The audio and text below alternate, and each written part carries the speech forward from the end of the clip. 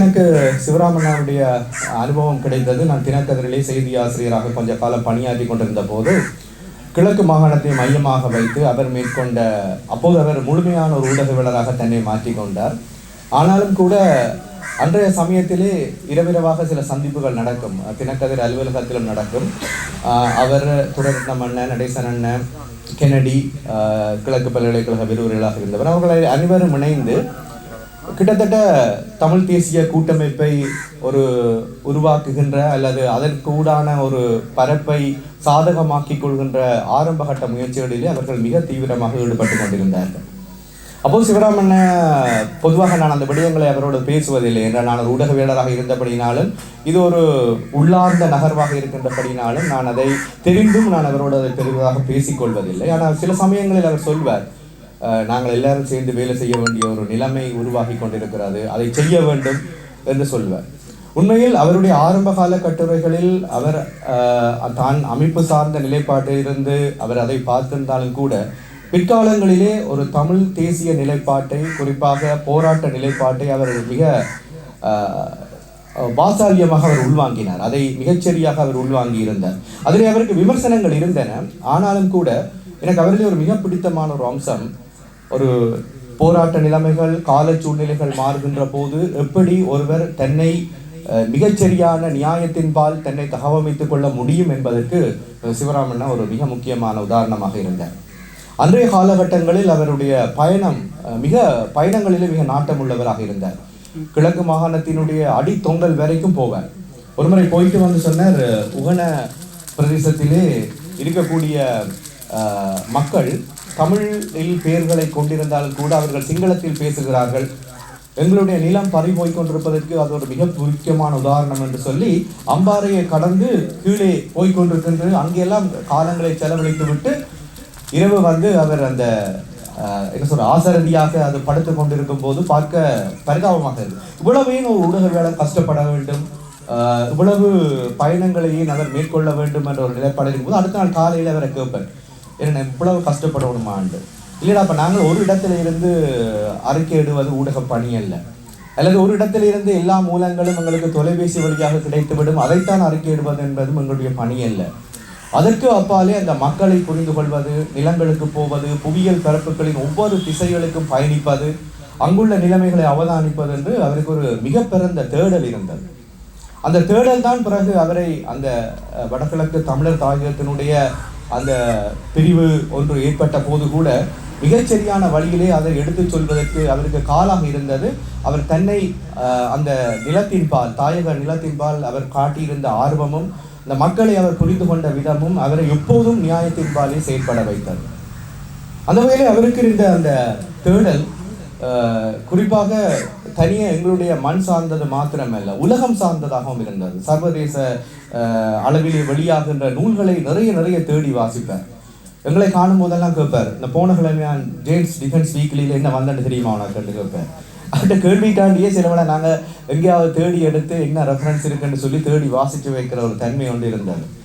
ஏனென்றால் எங்களை பற்றி நாங்களே பேசிக்கொள்வதை விட எங்களை பற்றி உலகம் எப்படி பேசிக்கொள்கிறது, சர்வதேச கட்டுரையாளர்கள், சர்வதேச கருத்துருவாக்கிகள் எப்படி எங்களை பார்க்கிறார்கள், சர்வதேச நாடுகளைச் சேர்ந்த தூதரகங்கள் வழியாக எல்லாம் அவருக்கு நிறைய தொடர்பு இருந்தது.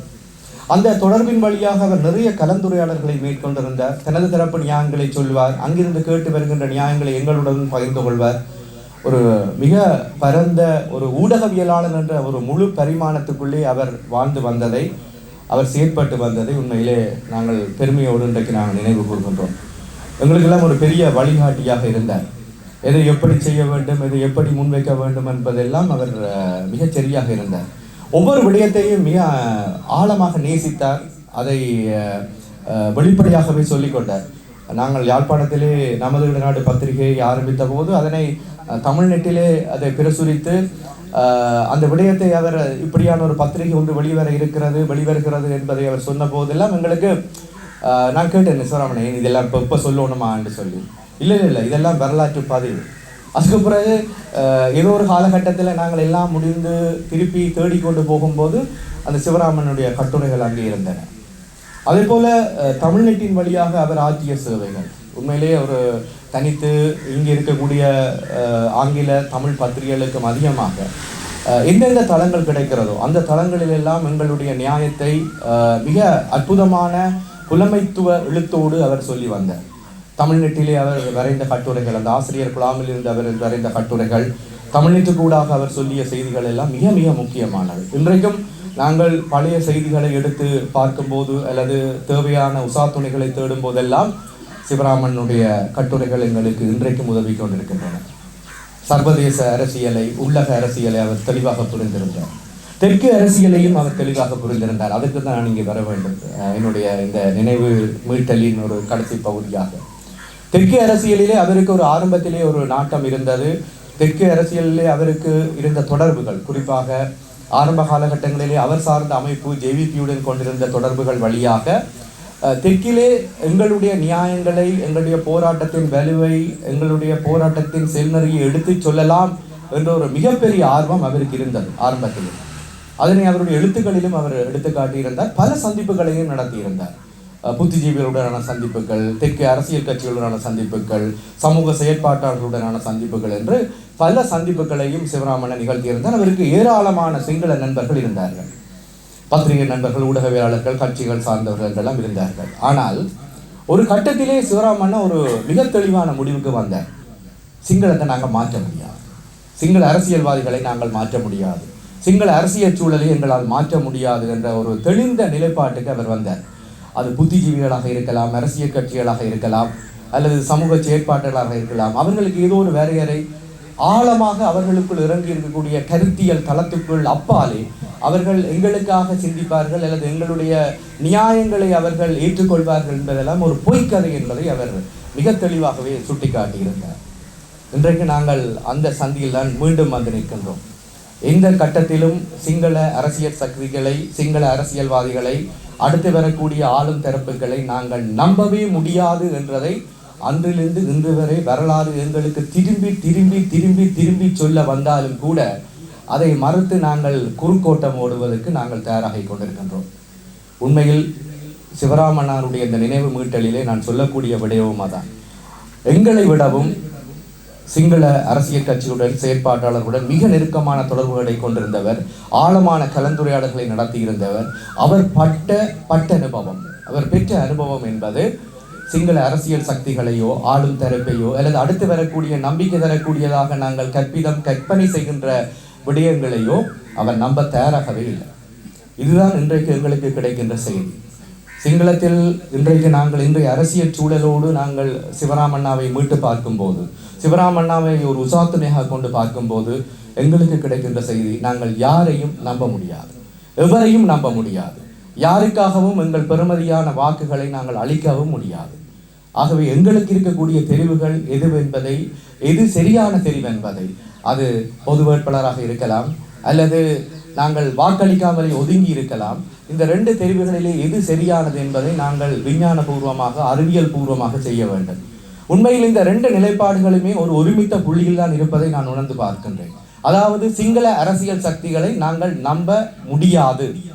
அது நாங்கள் இந்த தேர்தலிலிருந்து பூரணமாக விலகி கொள்வதாக, நிராகரிப்பதாக இருந்தாலும் சரி, பொது வேட்பாளராக நாங்கள் தேடுவதாக இருந்தாலும் சரி, இந்த ரெண்டு நிலைப்பாடுகளும் ஏதோ ஒரு வகையில் ஒரு புள்ளியில் தான் சந்திக்கின்றன. அது தெற்கு அரசியலை நாங்கள் நம்ப முடியாது, எதிர்காலத்துக்காக நாங்கள் எங்களை பணயம் வைக்க முடியாது என்பதைத்தான் சொல்கின்றன.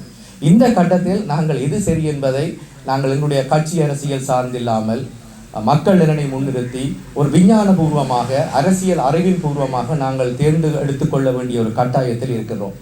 ஆகவே சிவராமண்ணா, இதற்கு மேலாக நான் இதையும் சொல்ல விரும்பவில்லை. இந்த இடத்திலே இது எங்கள் கரங்களில் இருக்கிறது. ஆனால் நான் ஒன்றை மட்டும் சொல்கிறேன், நிச்சயமாக அது சிங்கள அரசியல் சக்திகளுக்கான ஒரு ஆதரவாக எப்போதுமே இருக்க முடியாது.